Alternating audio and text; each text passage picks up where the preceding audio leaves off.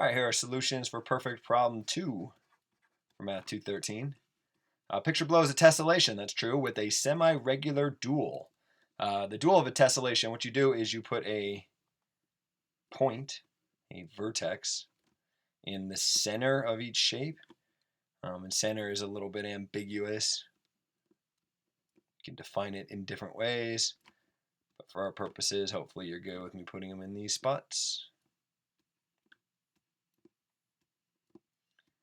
And then you connect any two vertices if the faces that contain those centers share an edge. So what I'm trying to say is because of this edge right here, I'm going to connect these two guys. But there's no edge connecting these, for example, or these, for example, so I won't connect them.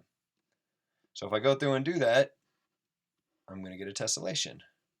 I want to connect these guys because they share this edge. I'll connect these guys because they share that edge. Connect these guys. I'll connect these guys. And as I go through, you'll start to see some shapes pop out. And you can do more of this if you feel like it. I'm not going to draw the entire dual. I'll draw enough so that I can name it. And then I'll call it good. Although I kind of like doing these. Maybe I shouldn't admit that. It's kind of fun to see the patterns emerge. I shouldn't say that. Whatever. Judge me if you want to. I don't care.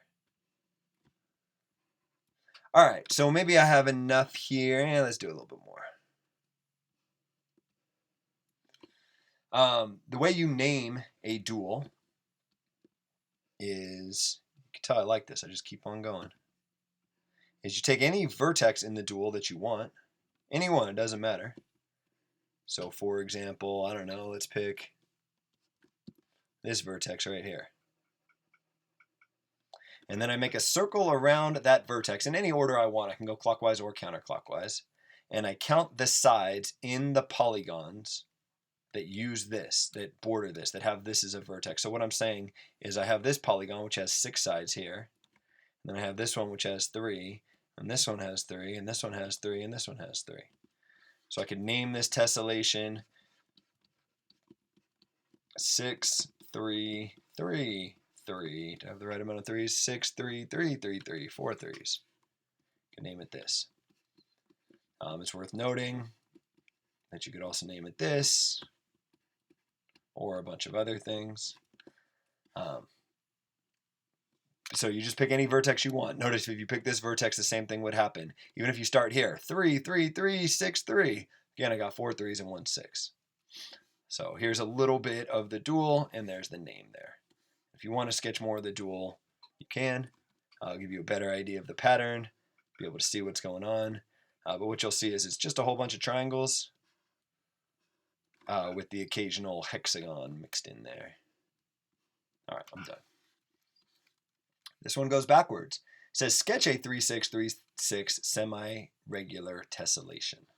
So okay, I'm going to start with a vertex. I can put it wherever the hell I want. And then I want the shapes that surround that vertex to be an equilateral triangle, a hexagon, another equilateral triangle, and another hexagon in that order. So I'll start by drawing an equilateral triangle. It's not the best equilateral triangle, but it's good enough. And then I will draw a hexagon that has a side length the exact same as the side length of my equilateral triangle. So it looks something like this. So remember, I started here, 3, 6. There better be a 3 right here. Well, it fits in pretty nicely. I can put it just like that. And then another 6 right here. So let's see if I can do this. Continue this here. Continue this here. Get something that looks something like this. Here's a 3, 6, 3, 6 semi-regular tessellation. You probably want to do a lot more of these, not just the few that I have. So pick another vertex. I got a 3, a 6. There better be a 3 right here. And then another 6 up here. And what you start to see is some patterns emerging. Whoops. The minute I get too confident in what I'm doing, I screw it up. There we go.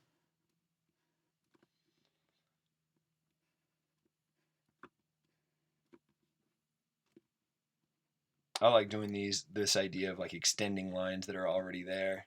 you don't have to do it that way. It's just what makes it easiest for me.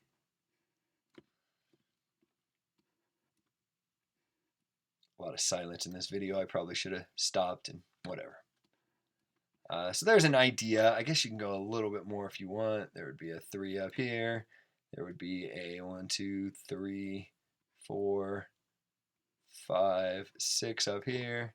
Another 3 here, another 3 here, and so on. You can do as much of that as you want. Actually, since I'm going to sketch the dual after this, it's probably a good idea to do a little bit more so that we can kind of visualize the dual here. So maybe I'll just do one more row down here. Or maybe I'll do it over here. Yeah, that should be enough.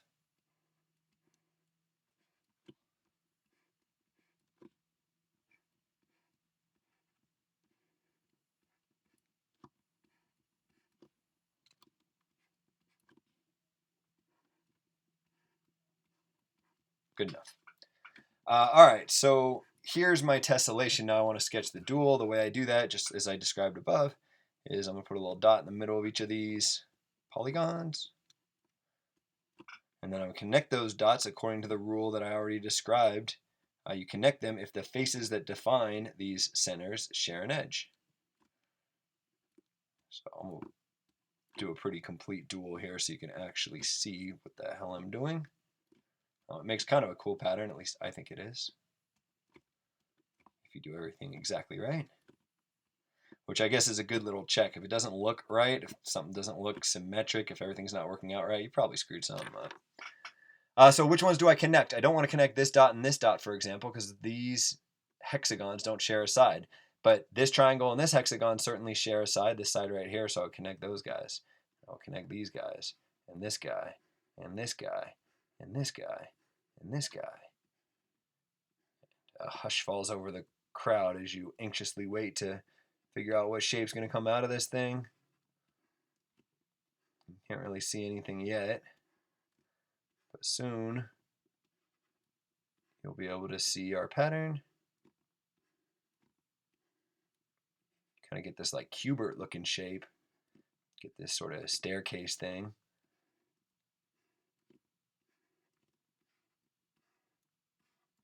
A whole bunch of cubes maybe, if you see it that way. If you see things three-dimensionally.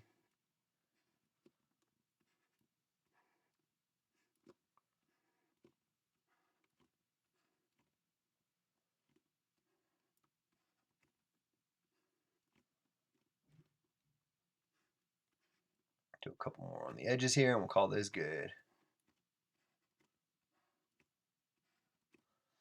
All right, so there you go. There's a picture of the dual, which can kind of give you a headache if you stare at it for too long. It'll sort of pop in and out. But yeah, it's the dual of this semi-regular tessellation. I'm not supposed to name it or anything. I can't, in fact. It turns out that it's not a semi-regular tessellation. So I guess I'm done at this point. I've finished this problem, so I'll stop the video.